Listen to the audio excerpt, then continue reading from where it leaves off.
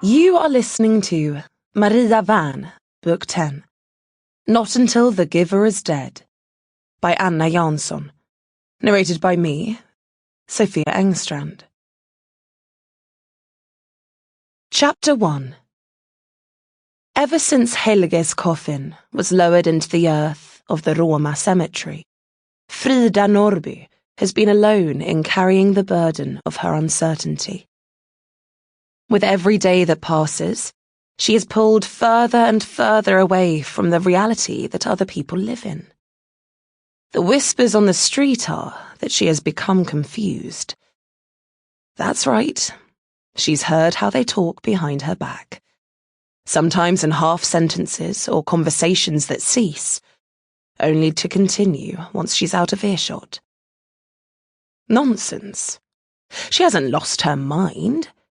She's just thinking of other things. Was it right for her to say nothing? The promise she made to Signe by Helge's sickbed was sacred, as sacred as any marriage vow. The occasion was steeped in solemnity. An oath made at a deathbed may never be broken, or else. What might the punishment be? Surely something so dreadful it would be impossible to dream up, even over an entire lifetime. The very uncertainty was punishment in itself.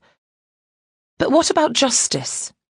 Don't justice and truth have their own value? This is what Frida asked herself. What happened simply happened, and sooner or later, history will come to light. That was her conviction.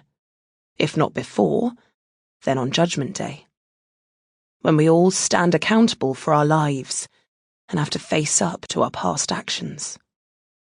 Everything comes back, like the waves of the sea. How heavy is the weight of deceit? Was stretching the truth a little equal to breaking a promise? She had to find out if it really was as terrible as Signe had said. That was why she had to sneak out into the darkness of night, while everyone else was asleep. Moonlight fell on the dew-wet grass, making the droplets glisten like silver pearls. Frida looked down at her wrinkly hands. Would they have enough strength? She took a firm grip on the handle of the spade, stepped on the edge of the blade, and let it cut into the damp earth. The clump of grass resisted. But she had to see it for herself. She had to see with her own eyes what Signe had told her. Not because she didn't believe the witch, no, but because Signe might have been mistaken. Nothing could be as terrible as what she had told her. If Signe had got it wrong, Frida would feel greatly relieved. She wouldn't have it constantly on her mind, and could spend her last days enjoying life. She could tend her roses, the wonderful old kind of roses that hadn't been hybridized and transformed into plastic flowers without scent. She would be able to take cuttings and give them to friends and relatives. Her roses would be preserved as a legacy. It would give life some kind of meaning, especially now that Helge was no more. But life isn't always the way you want it to be. Sometimes you are controlled against your will by an invisible hand. You're driven to do something that is of no benefit to you at all, just because you need to know the truth.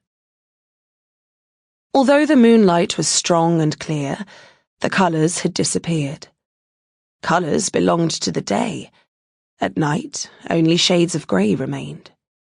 The large cluster of wild yellow tulips in the ditch had turned a pale grey, and the soil in the pit she had dug was as black as a gaping jaw in the bowels of the underworld. Careful now. Frida got down on her knees and dug at the hard earth with her fingers. Her nails broke, but she didn't notice in her eagerness. It was here. The whole nasty truth was here, under her gnarly hands. Her cuticles tore and bled. She wiped the sweat from her forehead with the sleeve of her cardigan. Sample complete. Ready to continue?